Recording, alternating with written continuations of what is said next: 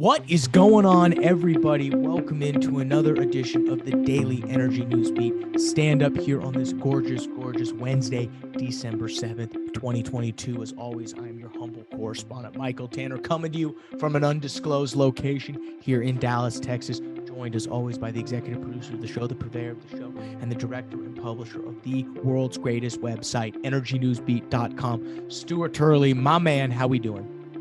It's a beautiful day in the neighborhood, and I'd like to give a shout out to all of the great World War II veterans that are left. Today is, and when this is airing, December 7th. Again, not many people will even remember that. Yeah, that, what is it, as you would say, a day that would live in infamy? Yeah, or a fist bump that will live in infamy that President Biden did with the prince. Gotta love it. But no, we appreciate all of you World War II veterans out there. If you're listening, shout you out. We've got a good show for you lined up today. It's some pretty interesting articles Stu's got for us. First, how the Inflation Reduction Act will help boost offshore wind production. Second on the list we're going with is apparently now America is being asked at COP27 for climate reparations. Oh, yikes. That sounds horrible. Unfortunately, as Stu has also found, tax increases here at home won't lower gas prices at the pump. A very interesting article about how what's going on in California and why gas prices are the way they are, specifically in California. We'll also cover what's happening with crude oil right now. As you guys know, currently trading at about 74.36 as we record this, about 6:45 on December 6th. So crude oil prices getting pounded. Lot to do with the overall market sentiment. We did see the API come out and confirm what might, and confirm a draw. We'll see what the EIA if confirm or denies that number here at 9:30. And we will cover also what's going on the nat gas side. As I mentioned, we're down to $5.45. So, I love the headline on today's article for natural gas. I'll save it, Stu, but we will cover all that and a bag of chips here. But first, guys, welcome. And as always, the show is brought to you by the world's greatest website, energynewsbeat.com. All of the stories you see, every one of the piece of analysis, it's all available there. Stu does a great job of curating that website. It's an actual international news website in which combines some of every high level oil and gas and energy story that you need. You can find it on Energy Newsbeat. Just search in your link, energynewsbeat.com. Enough of the pleasantries. Stu, where do we begin? I've had a heck of a day, dude. What's fun is I was visiting with folks around the world on Friday about everything, and then more news things. The Russian TV folks just reached out to me no less than 5 minutes ago, and they want to fly out here and interview me. So we're famous. Putin? You and Putin on a one-on-one? No, they're actually a Russian news agency. I think it's kind of funny. I'm sure they're not associated with the Kremlin. Oh no, they're Russian that are not so friendly with it. But hey, anyway, the first one is the Inflation Reduction Act, and I want your opinion on some of this stuff, Michael, because the Inflation Reduction Act, the article is titled "The Inflation Reduction Act Will Help Boost Offshore Wind Production." But there's a couple things that are in here. And the bottom line is, if I'm reading this correctly, it's going to be higher prices for the consumers. The article goes, it says it'll provide long-term offshore wind through tax credits, prioritizing marginalized communities in the Inflation Reduction Act. Michael, when was the last time marginalized communities were offshore? Not sure how I understood that one. Creating it's a really good question. Actually, I didn't even think of that. I was thinking of I don't was know. The last time I'm were they Cubans floating in on a boat? I don't know, man. You That's got some trash out there. I didn't even put two and two together when I read that bullet point earlier. That's hilarious. Hey, I'm all about the disproportionately impacted communities, and that one bugged me. So ending the Outer Continental Shelf energy lease moratorium but there's been some real problems going on with some of the leasing of the lands out there for oil or for wind farms. But this one got me, Michael, and I want your opinion. Increasing offshore oil and gas royalty rate. They will be raised from 12.5% to 16.7%, and then they will continue to keep raising from 16 to 18.75%. That's a lot of royalties to the US government.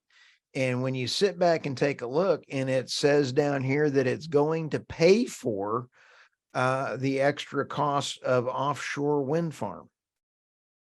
Guess who gets to pay that, in my opinion? Well, I mean, I think what you're implying is that we pay for it, aka the consumer, over the course of higher prices.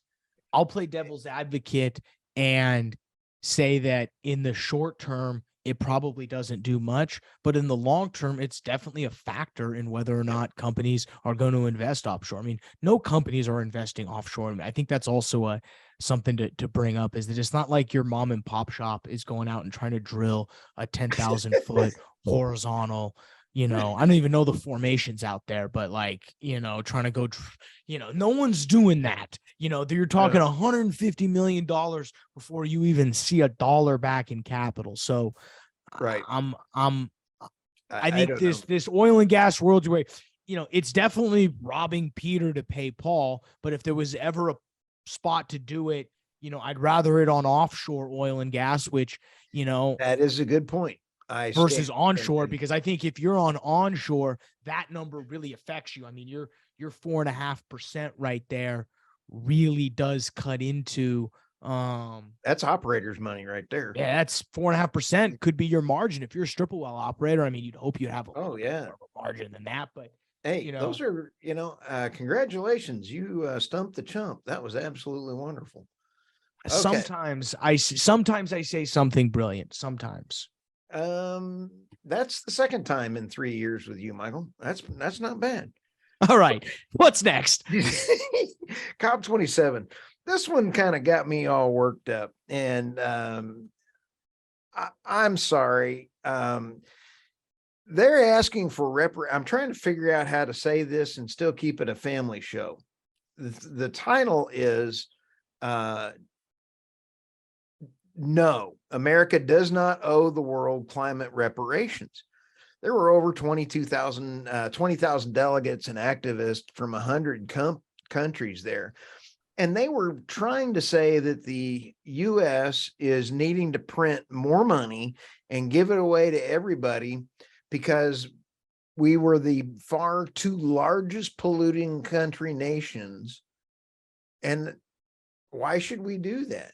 I mean, it's like we're trying to help everybody. Now, I think that sounds kind of crass, but we're running a $1.2 trillion budget deficit right now. You know how much money that is? Yeah, I mean, it's disgusting. I remember in one of my undergrad classes it was like public economics, and it's like balanced. It's this exercise, this website where you can go to try to balance the federal budget. I mean, you have to cut healthcare. You have to cut things that it's like, you can't, the things you'd have to cut in order to actually balance a budget is disgusting. So the $1 trillion is a lot of money. It's more than at least I can in my mind envision. So no, I completely get you on that. I think, but you know what I think we could do in this, instead of reparations, let's put a plan together, because we do provide the best ESG technology in the world for oil and gas. Let's share that. Let's help get the rest of the world on fossil fuels for a low energy, with the goal to get renewables in the long haul and those things. Let's have a good plan. Anyway, sorry. I was get riled up. And I was going to say, if what I just find funny is, this article does feed into the last one we just talked about. I mean, think about it. The Inflation Reduction Act is raising tax rates. So, okay, we can quabble over whether or not that's a good thing. We can quabble over, as long as the bill is net zero in terms of like printed money versus like revenue raised, I'm okay with that. Yeah. But what this climate reparations would wildly increase inflation, because we would just print more money in order to pay this fine or this fee. And the funny part is, as you mentioned, the United States is the best place and the most ESG friendly oil and gas country in the world, hands down. Maybe not up in Britain, maybe not somewhere in Norway and a couple of the European countries, but if you want to talk about a country that matters when it comes to global oil production, it's the United States, it's Russia, it's Saudi Arabia. And trust me, there's only one of those countries on that list who cares about ESG. I'll let you, the wise listener, decide who we're talking about. So to me, it's funny that, we're subsidizing renewables. Okay, cool. Like, I'm okay with that as long as you don't raise taxes on me, but I'm not great with it. I would like us to be investing elsewhere, but okay, whatever, as long as you're not raising taxes on me. But then on this hand, we're considering claiming climate reparations when our emissions over, what is it, like 10, 15 years has actually fallen relative to the rest of the world. So it's this chicken and the egg game that kills me. China is bringing on 2 to 4 coal-fired plants every month. Why are we having to pay reparations for China? I'm going to coal. I built a little coal-powered engine in my truck. So there you go. I've got a French fry machine and I've gained 10 pounds since then. What's next here? Okay, next one. We have, how much oil does Russia produce? Because we talked about on yesterday's show the fact that the EU price cap is not going to make any difference. But what it does do is by poking the bear, literally Putin, it could pull off as, anywhere between 1 million and 2 million barrels per day. That is very critical. So here's some numbers for you. In OPEC plus, where are the numbers? Russia is the second largest producer of crude among OPEC plus members, coming in behind Saudi Arabia. It pumped more than 9.7 million barrels per day in October, according to the IEA. That's a lot per day. I mean, you take $2 million out of that and the prices are going to go up. Now, what's going to happen is Russia will sell that oil to India at their regular prices, but it's going to come out of the mainstream market, causing Brent to go up. That was one of the other reasons I was sitting there looking at this going, this is another reason sanctions don't work and that price cap is not going to work. So, all right, last thing for here today. Gavin Newsom is just really, he cracks me up. Good looking guy. Got to give him that. And he believes that California's gasoline prices, the title of this article is actually out of Forbes, tax increases won't lower gas prices at the pump. And Newsom believes that California gas prices are too high. However, he claims that he can lower gasoline prices by forcing consumers to pay higher taxes will make a bad situation worse. He thinks, Michael, that he can sit there and tax you more and then bring it in and then make it cheaper. The man has absolutely zero clue how to run markets. Anyway, that's my 2 cents on Gavin Newsom. Nice guy, looks good, got great hair, but you're not going to. Yeah, he's got much better hair than you, but he's not putting it to good use. Mac, I love it. Absolutely wonderful. All right, so I'm done. We're off to finance here. Yikes. Well, I mean, there's not much to cheer.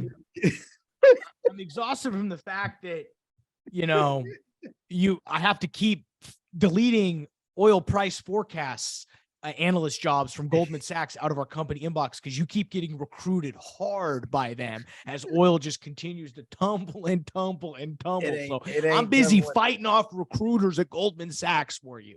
So, cut me some slack. But along that note, guys, oil is trading currently at 74.60. Oh, let me go back to this one. Besides the Okay. Russian, the Russian folks that just let me read this to you. Oh, your Kremlin contact? Well, they're not the Kremlin. I don't know who they are on that. Just mess it. That'll be cool to see you interviewed by interviewed on a little professional platform. You got to get them to fly out to you, bring them down to the bear country. You got to bring them down. I need them in one of those cabins. And I'm 2 hours to the closest airport. And they said, shit, this is Natalie. You're a far away from a lot of stuff. Trust me. This is Natalie. I'm an international producer for Russian news agency. Okay. And she wants to, would you be available for an interview tomorrow or Wednesday? They must think I'm still in Dallas today. I don't know. So, anyway, moving right along, that other one was the Russian tanker story that just came in. Turkey. What did you describe it as? The Turkish tanker traffic jam. Say that five times fast. That was there's 18 million barrels sitting there. Now, here's why. They got them coming out of the Black Sea, sitting there going, ticket, please, just like a conductor, because they're saying, where is your insurance? So they're holding them up, all these tankers saying, where is your insurance for the EU? So Turkey has what, a 70% inflation rate right now. Yep. They're holding that up so they can make extra money. Wow, what a mess coming out of that corner. Yeah, and sorry, I'll let you back to you will be there to cover it all. So we appreciate everything on the international news desk from Stu. Finance, oil prices, guys, it is what it is. I mean, overall markets didn't do great today either. S&P 500 dropped 1.5 percentage point. NASDAQ down a full 2 percentage points. Crude oil didn't do as well. We were up to 77 at one point throughout the day here, and now we've fallen, currently trading about 74.58 as time stands, about 7 p.m. straight up and down here on December 6th. So a lot of, again, the pressure you're seeing is recession-based fear from this next Fed hike. We think it's going to be 50. There's a possibility it could be a 75 basis points increase. So it's going to be an interesting time for oil prices. OPEC did come out today and float the possibility that they could extend cutting a little bit. Didn't do much to soften fears again on the recession side, and I think that's going to be the modus operandi for crude oil going forward, is where the U.S. economy and the global economy goes is where oil prices will go. And, unless something crazy happens in Europe, God forbid, I don't necessarily think we see oil prices necessarily getting too much higher than, 78 to, 78 to $82 would be my price target for the kind of the near to short term, contradictory to what of our friends over at Goldman Sachs think. But on the natural gas side, I mean, one of my favorite sources, and this is one of the few times I'll shout outs to a source other than Energy Newsbeat. So this is some free marketing right here. Natural Gas Intelligence. If you guys don't look at it, I'd highly recommend checking them out. natgasintel.com. They keep me up to speed on everything natural gas. Their title for their article, Stu, quote, remarkable failure in weather data. They know how to get me going, baby. They know how to get me going. But the title fully reads, remarkable failure in weather data sends NYMEX natural gas futures tumbling below 550. I love the first line of this article by Leticia Gonzalez. Weather models apparently haven't gotten the memo that it's actually December.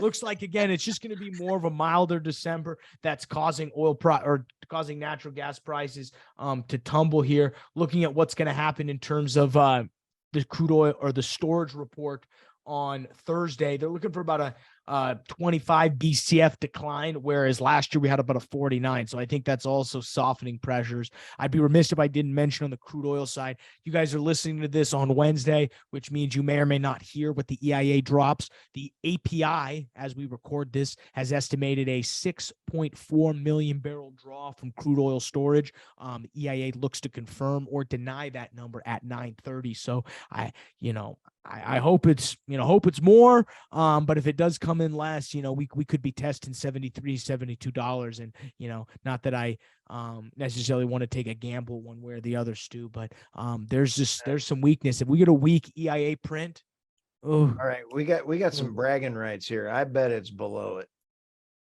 Oh, you think it's going to be a lesser draw? You think it's I think it's going to be a bigger draw. Sorry. Oh, I see. Bigger draw. Okay. So you're going to go 6+. I'll take the under.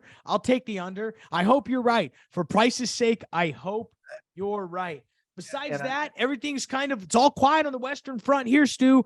Continental named Doug Lawler CEO and president today, taking over for who's the Bill Berry, I think is the CEO's name, something like that. William something. Either way, I saw the press release drop, so congratulations to him. Nothing like driving Chesapeake Energy into the ground and getting rewarded with the CEO job of Continental. So, right. It's but hey, they're private now, so not much you can do about it. I think that'll be a very interesting hire. I know as a Colorado School of Mines grad, I should shout him out a little bit. But yeah, it'll be very interesting to see how that plays out. He comes over. He was originally from Anadarko. That's for high up in Anadarko. They haven't had a checkered past. Hey, by the way, great show. I think it was big fun. Got to give a shout out to all of our fans. Our website's going nuts. Traffic around the world is just increasing. Our podcast is going through the roof. We appreciate all of the great feedback we're getting and the great questions. Thank you, everyone, for all of the great feedback. And for everybody who's emailing us bashing Stu, we have those filter out and they just come to me. So you gotta mix up the headlines a little bit to slip it by our filters. Well, you're the smart one. All right. Hey, anything else for the day, Stu? Nah, we're out of here. Well, let's let them then get out of here, get back to work, and start your day. Thanks for checking us out, guys, on the on the Energy News Beat Daily Stand Up. Stuart Turley, I'm Michael Tanner. We'll see you tomorrow.